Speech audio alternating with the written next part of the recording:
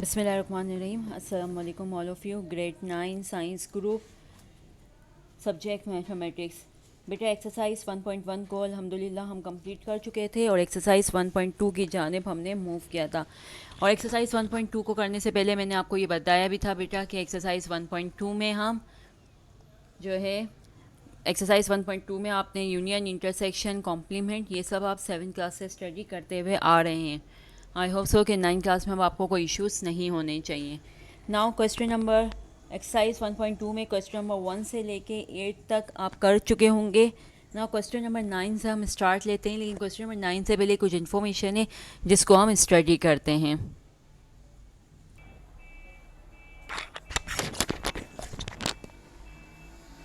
Now बेटा हम question number 8 तक आप कर चुके थे। हम क्वेश्चन नंबर 9 से पहले इन्फॉर्मेशन को देखते हैं। इन्फॉर्मेशन में लिखा हुआ है given the set A is equal to x such as x is positive even integer less than 10।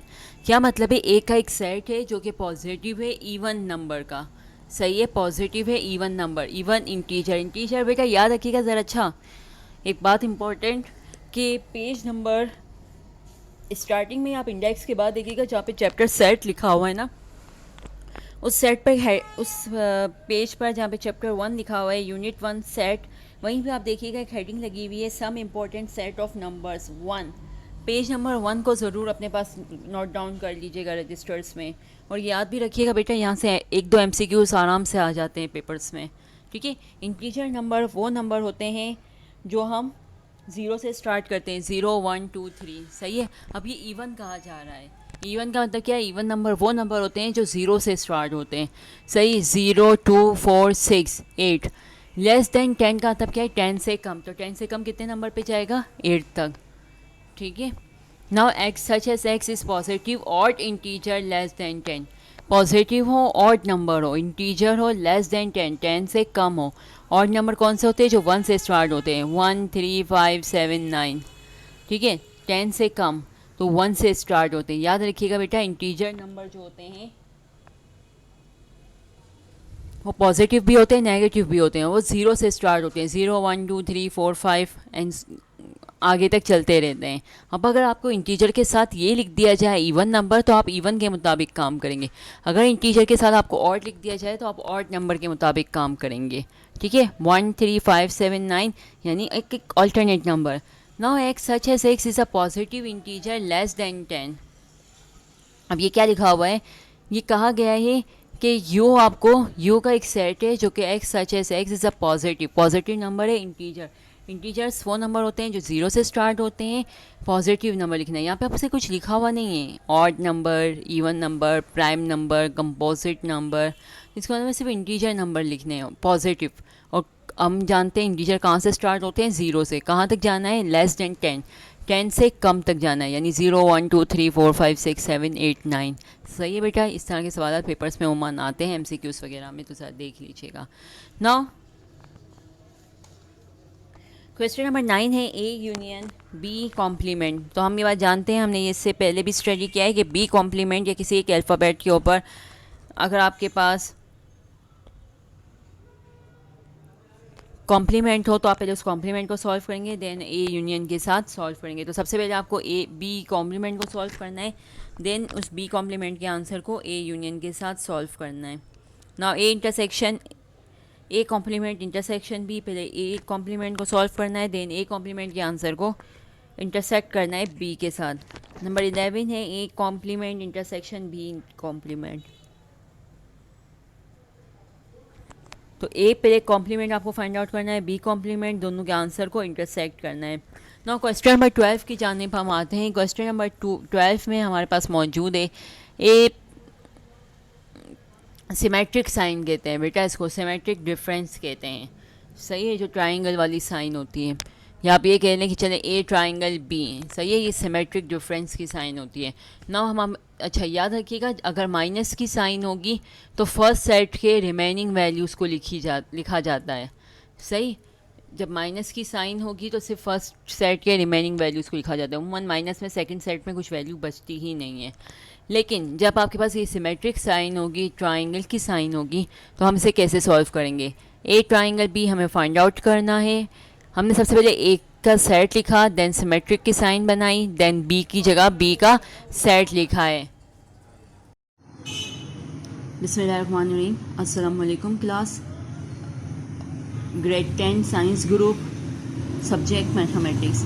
बेटा क्वेश्चन नंबर 1 से लेके 13 तक आई होप सो आपके क्वेश्चन सॉल्व हो चुके होंगे। नाउ अब हम क्वेश्चन नंबर 14 की जानिब मूव करते हैं। क्वेश्चन नंबर 14 है A complement, symmetric sign, symmetric difference, B. हम ये बात जानते हैं, हमने ये स्टडी किया है कि जब अगर किसी के ऊपर इनफरादी तौर पर कॉम्प्लीमेंट होता है तो सबसे पहले हम उस कॉम्प्लीमेंट को सॉल्व करते हैं। हम सबसे पहले डेटा लिखते हैं। डेटा के लिए हमें ज़रूरत होगी यू के सेट की 0 1 2 3 4 5 6 7 8 9, ठीक। देन ए के सेट की ज़रूरत होगी, देन बी के सेट की ज़रूरत होगी। सबसे पहले हम ए कॉम्प्लीमेंट को सॉल्व करेंगे। ए कॉम्प्लीमेंट को सॉल्व करने के का तरीक़ाकार क्या है, u माइनस ए। सबसे पहले हम u का सेट लिखेंगे, माइनस ए का सेट लिखेंगे, ठीक है। जो कॉमन होंगे इन दोनों में उनको पेंसिल से कट करेंगे तो हमारे पास ए कॉम्प्लीमेंट का आंसर आ जाएगा। ना आपके पास क्वेश्चन क्या है, A complement symmetric difference B. सबसे पहले ए का सेट लिखा, सिमेट्रिक डिफरेंस, देन बी का सेट लिखा। अब इन दोनों में क्या कॉमन है, इन दोनों में सभी कॉमन है, सबको कैंसिल आउट कर दिया। कैंसिल आउट करने के बाद हमारे पास आंसर क्या आया, एम्प्टी सेट का, ठीक है। अगर सपोज डेट यहाँ से 3 रिमेनिंग रह जाता, यहाँ से 7 रिमेनिंग रह जाता, ठीक, तो हम 3 और 7 आंसर लिखते हैं जब कुछ रिमेनिंग रह जाएगा कैंसिल आउट होने के बाद। लेकिन यहाँ पे सब कॉमन थे तो लिहाजा हमने कैंसिल आउट कर दिया। आई होप सो कि यहाँ तक आपको समझ में आ चुका होगा। नाउ क्वेश्चन नंबर 15 है A complement intersect sign B complete bracket पे कॉम्प्लीमेंट। हमने ये बात बोर्ड मार्क्स रूल के मुताबिक स्टडी किया है कि सबसे पहले ब्रैकेट ओपन होता है, लेकिन इस ब्रैकेट के अंदर भी कॉम्प्लीमेंट मौजूद है। लिहाजा हम क्या करेंगे, सबसे पहले इस ए कॉम्प्लीमेंट को सॉल्व करेंगे। नाउ ए कॉम्प्लीमेंट्स को सॉल्व करने से पहले हम अपना डेटा लिखते हैं। जब भी कॉम्प्लीमेंट की साइन होती है हमें यू के सेट की ज़रूरत होती है। हमने यहाँ पे लिखा यू का set A B, A complement intersection B complete bracket पे कॉम्प्लीमेंट। नाउ ए कॉम्प्लीमेंट में हमने यहाँ पे लिखा है यू माइनस ए, ठीक। u माइनस ए का मतलब क्या है, सबसे पहले आप a को फाइंड आउट करेंगे u माइनस ए से। आपने u का सेट लिखा, माइनस a का सेट लिखा है, तो आंसर किसका आया आपके पास, a कॉम्प्लीमेंट का आंसर आ चुका। नाउ जो कैंसिल आउट, जो कॉमन थे उनको कैंसिल आउट किया। कैंसिल आउट होने के बाद फर्स्ट ब्रैकेट की वैल्यूज़ को आपने लिख दिया। नाउ अब a कॉम्प्लीमेंट इंटरसेक्शन b को सॉल्व करेंगे। a कॉम्प्लीमेंट का आंसर लिखा, इंटरसेक्शन की साइन लिखी, b कॉम्प्लीमेंट का आंसर लिखा, सही। इंटरसेक्शन में जो कॉमन होते हैं वो लिखते हैं। तो बेटा जो कॉमन हो उनको पेंसिल से सर्कल बना दीजिएगा, ठीक है। हमारे पास कॉमन क्या है, 1 3 5 7 9, ये सब कॉमन है, लिहाजा हमने यहाँ पर लिख दिया इन सबको। नाउ अब हम क्या करते हैं, अब हमने एक कॉम्प्लीमेंट को भी सॉल्व कर लिया, फिर इसका आंसर आया ए कॉम्प्लीमेंट का, तो उसको इंटरसेक्ट किया बी के साथ। अब कंप्लीट ब्रैकेट को सॉल्व करने की बारी है। तो बेटा कंप्लीट ब्रैकेट को सॉल्व करने से पहले हमारे पास यहाँ पे कॉम्प्लीमेंट की साइन है, तो लिहाजा हम क्या करेंगे, सबसे पहले A complement intersection B complete bracket complements के लिए यहाँ पे हम लिखेंगे U minus A complement intersection B.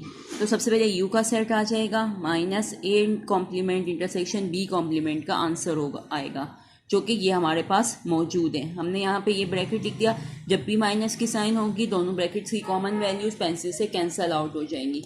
जब कैंसिल आउट कर देंगे तो कैंसिल आउट करने के बाद हमारे पास जो रिमेनिंग आंसर होगा वो होगा A complement intersection B complete bracket complement. सही है, आई होप सो कि आपको यहाँ तक बेटा समझ में आ चुका होगा। नाउ बेटा क्वेश्चन नंबर 17 की जानिब हम मूव करते हैं। क्वेश्चन नंबर 7 में लिखा हुआ है A symmetric difference B is equal to A union B bracket close minus A intersection B. बेटा याद रखिएगा इस यहाँ पे इज इक्वल की साइन है। इज इक्वल का मतलब होता है left hand side is equal to right hand side, ठीक है। इसका मतलब क्या हुआ कि आपका आंसर राइट हैंड साइड का जो आएगा वही आंसर लेफ्ट हैंड साइड का होगा। अब आपकी मर्ज़ी, आप स्टार्ट लेफ्ट हैंड साइड से लें या राइट हैंड साइड से लें, दोनों सूरत हाल में आपके पास आंसर सेम होगा, ठीक है।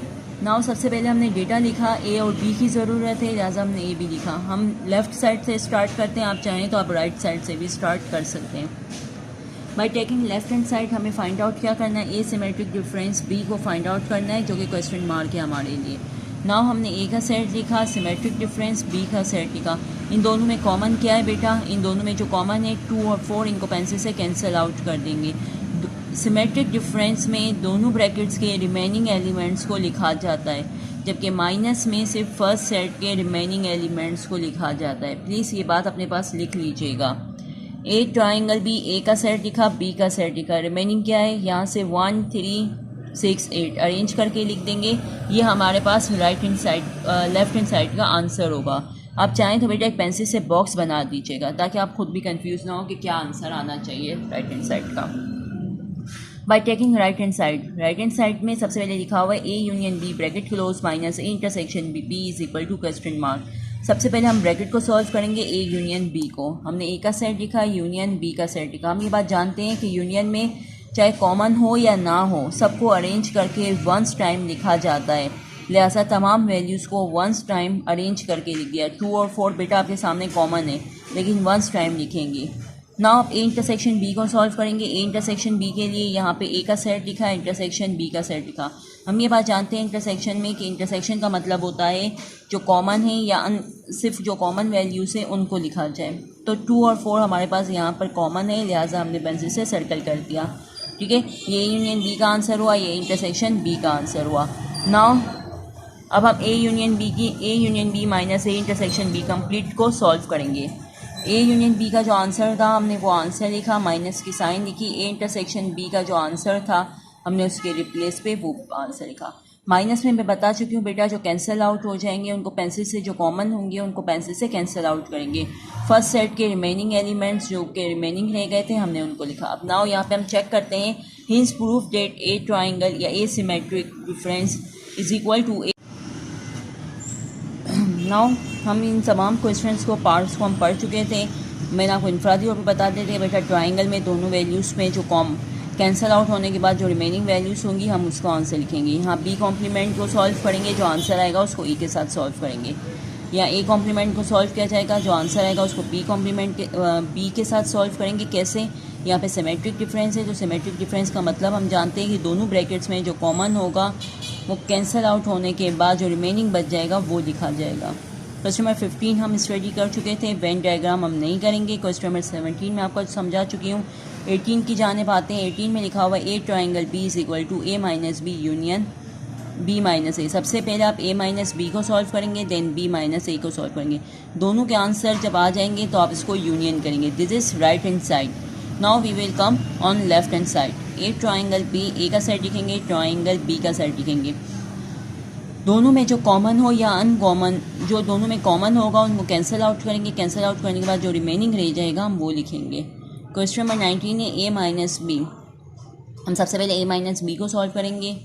ठीक, तो यहाँ पे देखें ए माइनस बी, तो क्या क्या कैंसिल आउट हो जाएगा, 2 और 4 कैंसिल आउट हो जाएगा। तो यहाँ से क्या रिमेनिंग रह जाएगा, 1 3। देखें यहाँ पे 6 8 भी है, लेकिन हम माइनस में फर्स्ट सेट के रिमेनिंग एलिमेंट्स को लिखते हैं।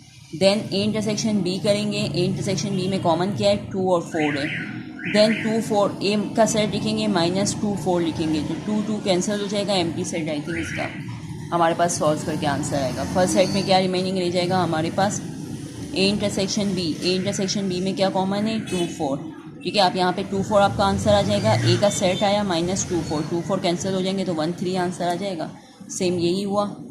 ठीक है, क्वेश्चन नंबर 19 तक सॉल्व आई होप सो कि हो जाएंगे। नाउ हम यहाँ पे आते हैं क्वेश्चन नंबर 21 पे। Verify the commutative property of union and intersection for the following. अब अच्छा सॉरी, पहले इसको 20 को देख लेते हैं। यू का सेट लिखा हुआ है 1 2 3 डॉट डॉट डॉट 20, तो क्या मतलब हुआ 1 2 3 4 5 6 कहाँ तक है, 20 तक है। ए का सेट है 1 2 4 8 10 16 20। बी का सेट ये है। Verify De Morgan law. आपको डी मॉर्गन लॉ के मुताबिक इसको सॉल्व करना है। नाउ हम डी मॉर्गन लॉ पे आते हैं।